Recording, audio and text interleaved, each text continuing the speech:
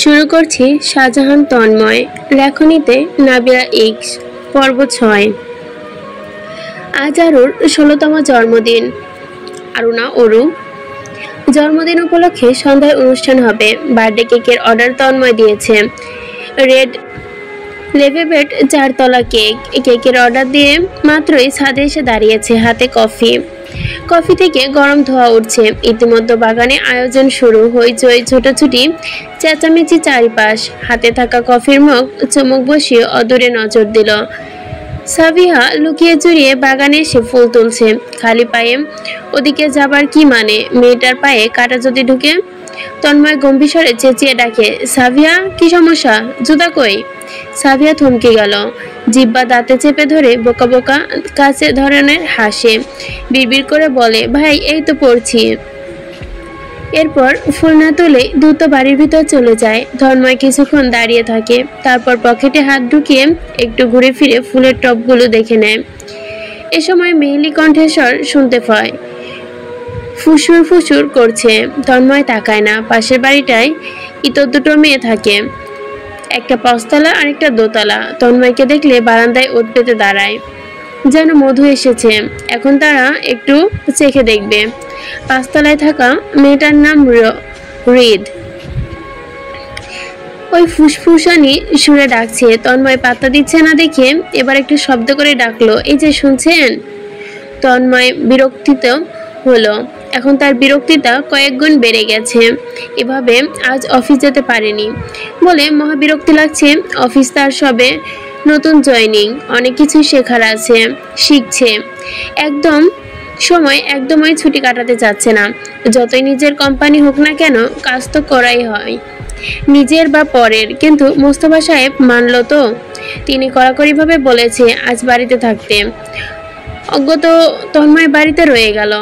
ছাদ থেকে নেমে বাগানের দিকে আসতে ডেকোরেশন ম্যানেজারের সঙ্গে দেখা হলো। আলাপ আলোচনা করছিল দুজন। সে সময় তন্ময়ের দৃষ্টি গিয়ে থেকে পশ্চিম দিকটায়। তাদের বাড়ির বড় একটা অরু নামক অপাত চোরের মতো হুড়মুড়িয়ে ছুটছে বাগানের দিকে। ফর্সা উদাম পা জোড়ায় জমিন ছুঁয়ে যাচ্ছে তাড়াহুড়োয়। হালকা কুকড়ানো চুলগুলো কোমর ছাড়িয়ে নিচে নেমেছে, বাতাসে সেগুলো দুলছে। টই টই করে বাগানের ভেতর ঢোকার জন্য তৈরি মেয়েটা। এখন যদি পায়ে কাটা বিঁধে ও বাড়ি কাঁপিয়ে কান্না করবে। নাকের পানি, চোখের পানি তার শার্টেই মুছতে হবে। তন্ময় ভাই ব্যথা। তখন তন্ময়ের ইচ্ছে করবে চটি একটা চর মারতে, তবে সে সেটা কখনোই করবে না। অত্যন্ত রাগ করলে তার দ্বারা এসব মারামারি অসম্ভব ব্যাপার স্যাপার। অগোচরে দীর্ঘশ্বাস ফেলে তন্ময়, কপাল মধ্যিখানে ভাঁজ পড়ে। বিরক্তি সুরে গলা চেঁচিয়ে ওঠে, এই তোর এখানে কি? ওরু থমথম খেয়ে ওঠে, থমকে পড়ে, ফিরে তাকায় মাথার উপর দিয়ে। পরপরই দাঁত বের করে হাসে। ফুলের পাপড়ি নিয়ে সুন্দরতম ঝকঝকে নয়ের পাপড়ি ঝরতে থাকে। জবাব দেয়, ফুল নিব, চুলে গুজবো, সুন্দর দেখাবে না বলুন? তন্ময় দৃষ্টি ফিরিয়ে নেয়, আর চোখে ফের তাকায়। ওরু চোখ ঝাপড়ে তার অন্যতম দৃষ্টির দিকে পছন্দ করে। ওই মায়াবী নয়নে লম্বা ঘন পাপড়ি যখন পাল্টা খায়, তখন দারুণ দেখতে দেখায়। অবিশ্বাস্য রকমের টান লাগে মনে, ভীষণ আদুরে লাগে। তন্ময় নিজেকে এগোয়, শার্টের হাতা কোনই পর্যন্ত তুলতে তুলতে ফুলের বাগানে ঢোকে। যা যা ফুল লাগবে সব তুলে দেয়। ওর ফুলগুলো হাতে নিয়ে দাঁড়িয়ে থাকে। সবগুলো ফুলে ফ্রেমে নিল। একটা ফুল হাতে নিয়ে কানে গুঁজে নিল। তন্ময়ের দিকে লাজুক হাসি নিক্ষেপ করে শুধায়, তন্ময় ভাই, ফুলটা সুন্দর না? তন্ময় অপলক তাকিয়ে থাকতো। ঢোক গিলল, দৃষ্টি ফিরিয়ে নিল। এলোমেলো ভঙ্গিতে চারদিকে তাকালো। ওরু জবাব পেয়ে ধেই ধেই করে ছুটে গেল। শুনতে না পেল না। তন্ময় বিড়বিড় করে বলল, এই ফুলের থেকেও সুন্দর তো তুই। এ কথা তো আর ওরু শুনেনি। অনুষ্ঠান শেষ হলো রাত 12টায়। তন্ময় এসে হট শাওয়ার নিয়েছে। রাতে গোসল না করলে তার ভালো ঘুম হয় না। ব্যাড হ্যাবিট বলা যায় এটা তার। মাত্রই গোসল শেষ করে বিছানায় এসেছে। সে সময় দরজা ঠেলে একটা মাথা দ্রুত ঢুকলো। উদাম তন্ময় দেখে মাথাটা দ্রুত গতিতে চলে গেল। পরপর দরজায় করাঘাত। তন্ময় আনমনে সামান্য হাসল। গলার স্বর গম্ভীর করে বলে, কে? আমি। কি লাগবে? ওর এবার বিড়বিড় করে জবাব দেয়, আমার গিফট। তন্ময় ঠোঁট ঘেঁষে ছোট্ট দুষ্টু হাসি, উঠে দাঁড়ায়, একটা টি শার্ট জড়িয়ে নেয় গায়ে। আয়। ওর পারমিশন পেয়ে হুড়মুড়িয়ে ঢুকে। সাদা প্রিন্সেস গাউন এখনো পরে আছে, পরীর মতো, মাথায় ক্রাউন, হাতে সাদা গ্লাভস হতো এখানে, তাতে একটা ছোট্ট পরি বলা যায়। সে হাত বাড়িয়ে দেয়, আমার গিফট। কি গিফট চাই?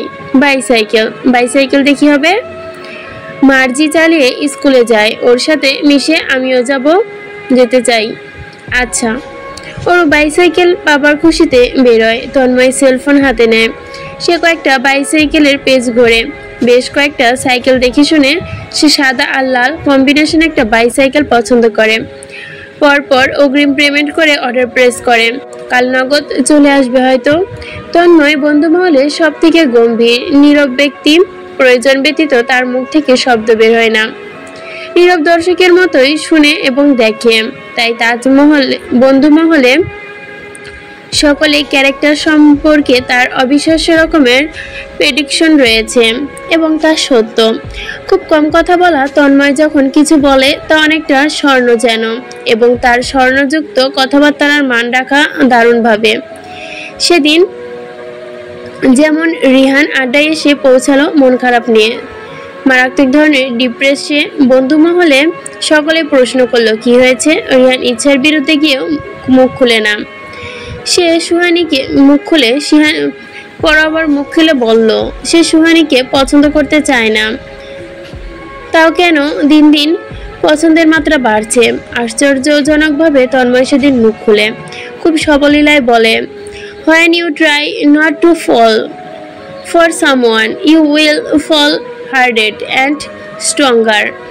রিহান অসহায় চোখে তাকিয়ে থাকে। তন্ময়ের উপদেশ দেয়, সমুদ্রের স্রোতে কি থামাতে পারবা তোমরা? কখনোই না। থামানোর প্রচেষ্টা হয়তো ডুবে যাবা, নয় মরে যাবা, তবে সেই স্রোতের সঙ্গে আমরা তাল মিলিয়ে চলতে পারবো। চলতে গিয়ে উপভোগ করব, আনন্দ পাবো, বৈরাগ হব। রিহান তন্ময় সেই উক্তি আজও মনে রেখেছে। সেই উক্তি মনে গেঁথে নিয়ে মনের স্রোতের সঙ্গে তাল মিলিয়ে এত দূর এসেছে। এখন পছন্দের ভীষণ গভীর এসে, সেটার নাম ভালোবাসা। এক নুরুদ্দাম ভালোবাসার জন্ম হয়েছে তার অন্তরে, যার কোনো সীমা নেই। রিহান ভাবে, খুব করে ভাবে, তন্ময় বুঝি ভালোবাসা নামক স্রোতের সঙ্গে তাল মিলিয়ে অনেক দূর চলে গিয়েছে। এত দূর সেখান থেকে ফেরা আর সম্ভব নয় হয়তো তন্ময়ের। তন্ময় ল্যাপটপ টাইপিং করছে। পাশের রুমে অরুদীপ্ত বসে পড়ছে বলে ভুল হবে অরুর ক্ষেত্রে। সে বইয়ের ফাঁকে ফাঁকে উকিঝুঁকি দিচ্ছে। নয়নজোড়া তার শান্ত নেই, তন্ময়কে দেখেও দেখছে না।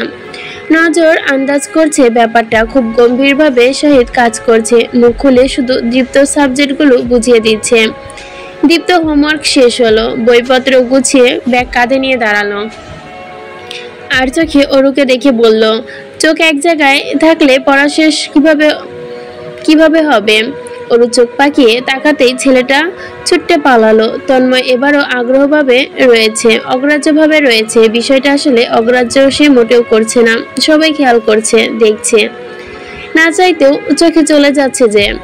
এই যে অরু কানের পেছনে চুল গুচ্ছে আদরে চোখে তাকাচ্ছে, ছটফটি উঠছে, বসছে, কিছু একটা বলবে হয়তো। তন্ময় বুঝেও জিজ্ঞেস করছে না আজ। আগত অরু কিছুক্ষণ অপেক্ষা করে মুখ খুলল, তন্ময় ভাই। আপনি ছাইমাপুকে চেনেন? না। চেনেন না? ওই যে পাশের বিল্ডিং এর আপুটা। তন্ময় মাথা ঘুরিয়ে স্বাভাবিক চোখে তাকায়। অরু আমতা আমতা করে বলে, ওই আপুটা আপনার কেমন লাগে? মুখশ্রী স্বাভাবিক রাখা কিছুটা কষ্ট হয়ে পড়ে তন্ময়ের জন্য। সে বুড়ো কুচকে প্রশ্ন করে, কি বলতে চাচ্ছিস, পয়েন্টে কি? ওর মুখ একটা গোমরা করে। আপুটা ভালো না, কেমন জানো, আপনার দিকে বাজে চোখে তাকায়। দেখলেন না বিকালে কেমন করছিল? আর আজ তো আমায় ডেকে বলে আপনার নাম্বার দিতে। কত বড় সাহস! তুই দিয়েছিস? না, আমি কেন দিব? একদমই দিব না। বিড়বিড় করে কথাটুকু শেষ করলো। তন্ময় সবলীলায় বলে, গুড। এবং দৃষ্টি ফেরায়। আড়ালে সামান্য হাসে, ওর পুনরায় হাঁসফাঁস করে। ঘড়ির কাঁটা 10টায় যেতেই তন্ময় উঠে ল্যাপটপ গুছিয়ে ফেলে, সেগুলো টেবিলে রেখে পিছু ফিরে ওর এখনো বসে। সেখানেই থাকবে। তন্ময় ভুরু জোড়া উঁচু করতেই ওর নিঃশব্দে মুখ বাঁকায়। হেলাফেলা ভঙ্গিতে বলে, ব্যাগে বই খাতা বুকে জড়িয়ে যাওয়ার জন্য রওনা হয়। তবে যায় না তো যায় না। দরজার কাছটায় গিয়ে ফিরে তাকায়, বিড়বিড় করে বলে, তন্ময় ভাই, আপনার কেমন মেয়ে পছন্দ? তন্ময়ের মুখশ্রী বহু প্রচেষ্টা করে দ্বিগুণ ভারী কণ্ঠে বলে, যে গম্ভীর মুখশ্রী দেখে ওরু ভয় পায়। দ্রুত পায়ে ছুটতে পালায় সে। তন্ময়ের অধৈর্যে হাসি বিচরণ। বেশ খানিকক্ষণ দাঁড়িয়ে সে বোকার মতো মুচকি হাসে। বারান্দায় গিয়ে দাঁড়াতেই ঠান্ডা বাতাসে প্রলয় ছুটে আসে। সে মুহূর্তে একটা সিগারেট ধরায়। সেদিনের সেই প্রলয়ঙ্কর বর্ষণ প্রকৃতির বুকে। তন্ময় দুদিনের ট্যুরে দিয়ে ফিরেছে। সামান্য ড্রিঙ্ক ও করেছিল, তবে নেশা ধরেনি তাতে। ভীষণ রাত হয় এই বাড়িতে ঢুকতে। একদম ভিজে জবজব অবস্থা। বাড়ির সকলে ঘুমে ব্যস্ত, কেউ জেগে নেই। তাই সে সোজা নিজের রুমে এসে দাঁড়ায়, তবে ভেতরে ঢুকে না, দাঁড়িয়ে রয় রোবটের ন্যায়। হুট করেই বাঁদিকে ধাক্কা ধরে। ওরু দরজার সামনে এসে দাঁড়ায়, দরজায় হাত ছোঁয়ায়। দরজা খোলা। ধাক্কা দিতেই খুলে যাবে। মেয়েটা দরজা লাগায় না কেন? কেন কেন? তন্ময় রাগ হবে নাকি সুযোগের সদ্ব্যবহার করবে জানে না। ধাক্কা দিয়ে নেয় 2বার, কিন্তু শেষমেশ দিচ্ছে না। ইচ্ছে করে ভেতরে যাবার, ওরুকে একটু দেখার, কিন্তু শেষ মুহূর্তে নিজেকে আটকায়। মাথা দরজায় ছুঁয়ে সেভাবে দাঁড়িয়ে থাকে। পায়ের শব্দ পেতে চমকে তাকায়। মুস্তফা সাহেব দাঁড়িয়ে, চোখ মুখ শান্ত, মোটেও আশ্চর্যের ছোঁয়া নেই। তন্ময় নিজেকে প্রস্তুত করার প্রশ্নের মুহূর্ত হতে, কিন্তু সেটা হলো না। মোস্তফা সাহেব ভীষণ শান্ত কণ্ঠে বলল, ঘরে যাও। তন্ময় থমকে রয়, ধীর পায়ে করিডর ভিজিয়ে নিজের রুমে ঢুকে যায়। মোস্তফা সাহেব ছেলের রুমে দিকে বেশ কিছুক্ষণ তাকিয়ে থাকেন। ভাবনার বিভোর তিনি। এক পর্যায়ে হতাশায় নিঃশ্বাস ফেলে চলে যান। তন্ময় মোটেও নিজের ঘরে ঢুকে না। বাবা যেতে দরজা খুলে বেরোয়। এবার আর দাঁড়ায় না, সোজা ওর রুমে দরজা খুলে ভেতরে ঢুকে। মেয়েটা না আজও জানালা খোলা রেখেছে। বাতাসে পর্দা উঠছে, বৃষ্টির ছিটে ফোঁটা প্রবেশ করছে। তন্ময় ভেতরে পা বাড়ায়। বিছানার পাশে স্ট্যান্ড লাইট জ্বালানো। সে হলদেটে আলোয় ওর মুখমণ্ডল স্পষ্ট। মেয়েটা বেঘরে ঘুমাচ্ছে। তন্ময় দূরত্ব রেখে দাঁড়িয়ে থাকে। ওর ঘুমন্ত মুখশ্রী দেখে নির্বিশেষে ভাবে। হঠাৎ চোখ পড়ে পাশে। মুহূর্তে তন্ময় ভাবভঙ্গি পরিবর্তন হয়ে হাত বাড়ায়। ওর সাথে একটা সাদা শার্ট। তন্ময় শার্ট ধরে পাথরের মতো দাঁড়িয়ে থাকে নির্বিকার ভঙ্গিতে। অনুভব করে শরীরের সর্বাঙ্গ জ্বলছে। অদ্ভুত উত্তেজনায় থরথর করে কাঁপছে বুক। ওর দিকে দ্বিতীয়বার তাকানোর সাহস হয় না। শার্টটা বিছানায় রেখে দ্রুত পায়ে বেরিয়ে যায়। যাওয়ার পূর্বে দরজা ভালোভাবে লাগিয়ে দেয়। তন্ময় অবশ্য গম্ভীরভাবে স্বভাবের, কথাবার্তা কম বলে, তবে কখনো তার বন্ধুদের অযথা না বলতে পারে না। তার মুখ থেকে সর্বদা না বেরোয় না, হ্যাঁ ঠিক আছে যেভাবে ভালো হয়, কিংবা আচ্ছা যেভাবে তোরা চাস। শুধু এই বিষয়গুলো তার মুখে শোনা যায়। সেটা অরুর বিষয়। মহিন যখন মুখশ্রী অধূরে ভাব এনে বলে, তন্ময় প্লিজ একদিন অরুকে আন, মেয়েটার সাথে পরিচয় করিয়ে দে। তন্ময়ের মস্তিষ্ক কাজ করার পূর্বেই মুখ কাজ করে। সে গম্ভীর গলায় বলে ওঠে, না। এই নিয়ে মহিনের আফসোসের শেষ নেই। আজ আড্ডায় বসে মহিন হতাশায় নিঃশ্বাস ফেলে বারবার বলছে, বন্ধুদের কথায় এখন আর কোনো দাম নেই। তার কথার প্রভাবে তন্ময়ের ওপর আদরে পড়ছে কিনা দ্বিধার বিষয়। তন্ময় অন্যমনস্ক রূপে বসে আছে। এসেছে অবধি এমন হয়ে আছে। সে বেশ গম্ভীর এবং অন্যমনস্ক। বিষয়টা ধরল রিহান। ড্রিঙ্কসের গ্লাস টেবিলের ওপর রেখে উঠে দাঁড়ালো। তন্ময়ের পেছনে দাঁড়িয়ে তার কাঁধে হাত রেখে প্রশ্ন করলো রয়েছে, কি হয়েছে? ওরু বুঝি বেশ পেন দেয়? তন্ময় মাথা তুলে এবার তাকায়, আবার নজর ফিরিয়ে রাখে হাতের গ্লাসের ওপর। লাল ড্রিমের গুলো নাড়িয়ে তুলছে। মাহিন সিরিয়াস হয়, গমগমে গলায় বলে, কি হয়েছে? বন্ধুর মতো বিচলিত ভাব চলে এলো। সকলে আপাতত নীরবতা পালন করছে। তন্ময়কে ডিপ্রেশনে দেখালে এভাবেই মন খারাপ হয়। তন্ময় সচরাচর দেখা যায় না এমন। মহিন প্রচন্ড খারাপ লাগছে। হাতের ড্রিঙ্কসটাও বিষাদ লাগছে। সে উঠে দাঁড়ায়, তন্ময়ের কাঁধে চেপে হাত দিয়ে দাঁড়ায়। নিচু হয়ে রেস্টুরেন্টের ছাদের দিকে যাবার পূর্বেই থাকতো রাম। রিহান থাকে না। মানিব্যাগ পকেটে ভরতে ভরতে দুজনে পিছু ছুটে যায়। সে রেস্টুরেন্টের ছাদে আকর্ষণীয় মানুষজনের ভিড়। যেহেতু এখানে চেয়ার টেবিলের উদ্গ্রীব নেই, এক কোনায় দাঁড়িয়ে তিনজন। তন্ময় দুই বন্ধুর মধ্যে একটা সিগারেট ধরায় সে। দেখি দেখি মাহিন আর রাহিনও সিগারেটে ফুঁকতে লাগলো। এবার আর প্রশ্ন করে না, শুধু তো তাকিয়ে থাকে জাঁকজমক রাস্তার দিকে। তন্ময় একসময় নিজের মুখ খোলে, আমি কি অধৈর্য হয়ে গেলাম? রিহান ক্ষীণস্বরে বলে, আমার দেখা সবচেয়ে ধৈর্যবান মানুষ তুই। তন্ময় দীর্ঘশ্বাস ফেলে, হাতে সিগারেট ফেলে দেয়, ছটফট ভঙ্গিতে বলে, আজকাল বাসায় যেতে ভয় হয়, আবার বাসায় তাড়াতাড়ি না পৌঁছালে অশান্তি অনুভব করি। নিজেকে ভীষণভাবে অপদার্থ মনে হচ্ছে। হঠাৎ কি কারণে এমন হচ্ছে আমার? তন্ময় কপালে আঙ্গুল ঘষে, ওরু আমায় পছন্দ করা শুরু করেছে অ্যাজ এ লাভার। মাহিন বড়সড় চোখে তাকায়। রিহান বলে, তা তো আনন্দের। আর তোর মতো ছেলের ওপর ফল করা সাধারণ বিষয়। আচ্ছা, বুঝতেছিস কিভাবে আরো তোকে পছন্দ করছে? মাহিন তেরা গলা শুনে রিহানের দিকে ধমকে সুরে বলে, গাধা ছেলে, বলদ একটা। ওরকে হাতে পিঠে চড়িয়ে বড় করলো, তো ও বুঝবে না তো তুই বুঝবি? আচমকা তন্ময় হেসে ওঠে, হাস্যোজ্জ্বল হাসি। হাসতে হাসতে তাদের বন্ধুদের দিকে হেসেই বলে, অযথাই বারবার তাকায়। ডাইনিয়ে খেতে বসলে ঘুরে ফিরে তাকায়, সামনে ঘুরে ফিরে বেড়ায়, আমার পছন্দের রঙের জামা কাপড় পরে সারাদিন গোছগাছ সাজুগুজু করতে থাকি। ইদানিং ঘুরতে নিতে বলে, আর আমি একা দেখছি না, বাড়ির সবাই দেখছে। সেদিন বাবা আসলো রুমে, এসে বলতেছে আমায় ডিফারেন্টভাবে চলতে। আমার চলাফেরার ধরন দেখে নাকি ওর কিশোরী মনে পরিবর্তন এসেছে। মাহিন শব্দ করে হেসে উঠল। হাসতে হাসতে চোখের কোণে জল জমেছে। তন্ময় দীর্ঘশ্বাস ফেলে অদূরে তাকিয়ে বলে, নিজেকে নিয়ন্ত্রণে রাখা কঠিন হয়ে পড়ছে। জেনে যে ওরু আমায় পছন্দ করছে, ভিন্ন চোখে দেখে, আমি সেসব ইদানিং তাই করছি।